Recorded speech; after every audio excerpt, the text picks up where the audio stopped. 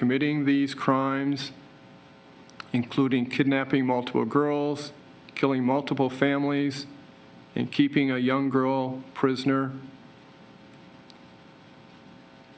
You are the embodiment of evil, and the public can only be safe if you are incarcerated until you die. And because of this monster, Jamie won't have her mom and dad at her dance recitals.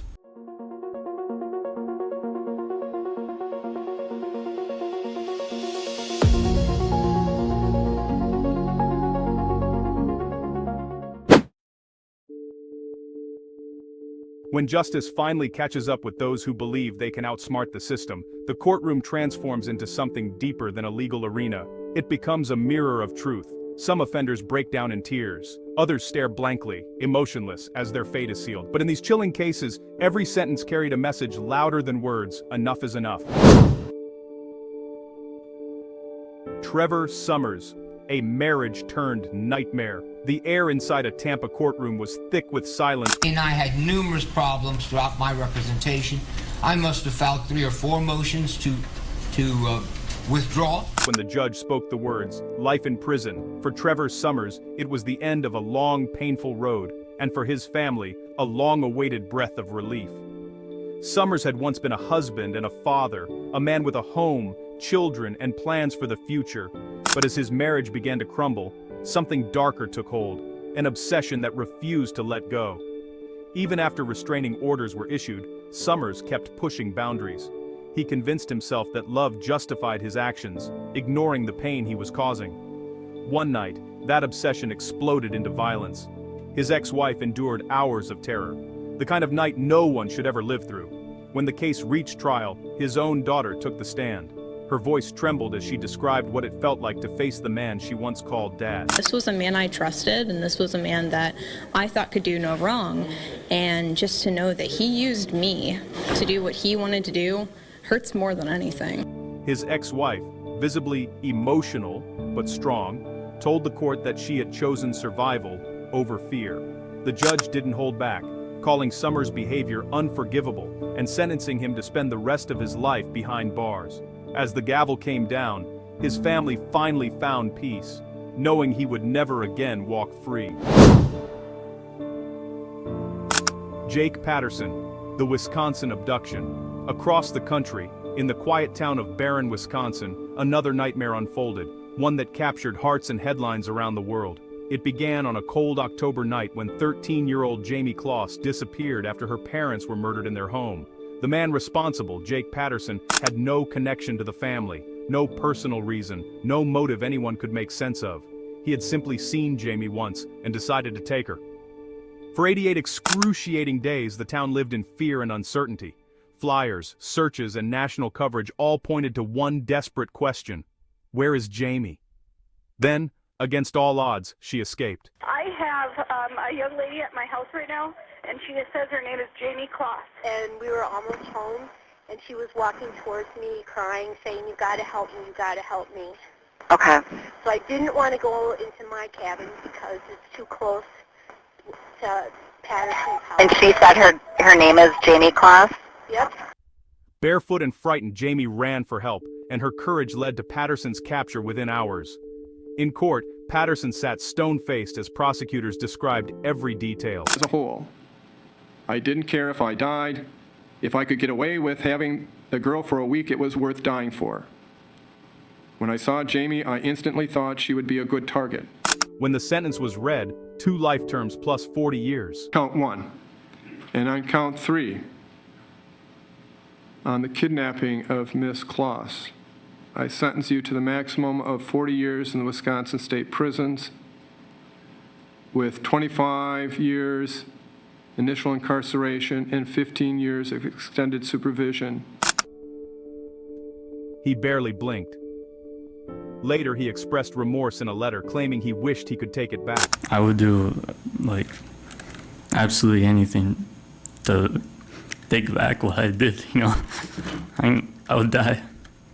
I would do absolutely anything to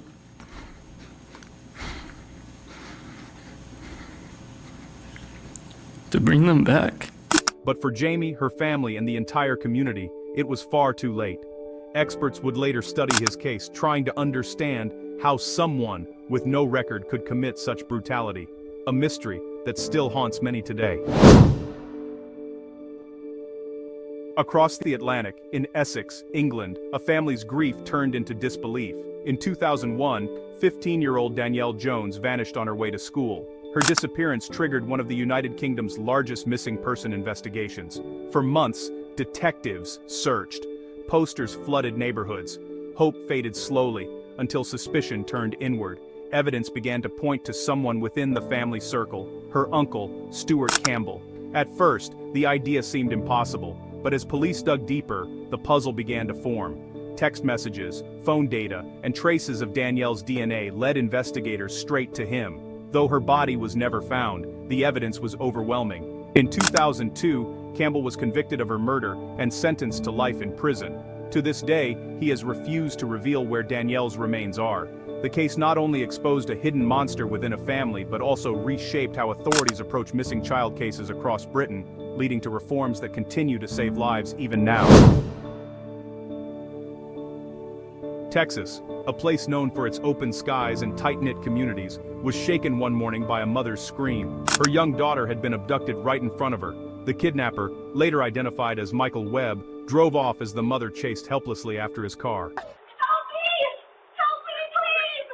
My daughter just got kidnapped! An Amber Alert was issued immediately. Within hours, the entire state was on high alert. Police, civilians, even truck drivers scanning highways. Thanks to a tip from a hotel clerk, officers located Webb at a nearby motel, rescuing the girl alive and unharmed. The sense of relief was indescribable. When Webb appeared in court, what did you say to scare her, Michael? I told her that if she said anything, that I would do something to her parents. And if I was in jail, I would have my friends to do it. He showed no emotion, no regret, no remorse. The judge, visibly shaken by the evidence, called his actions inhuman before sentencing him to life without parole. We hope, that this gives a measure of comfort to the victim and to the family and to this community, that he's never going to be out. For the family, that moment marked the end of the nightmare. For the community, it was proof that quick action, teamwork, and vigilance could save a child's life.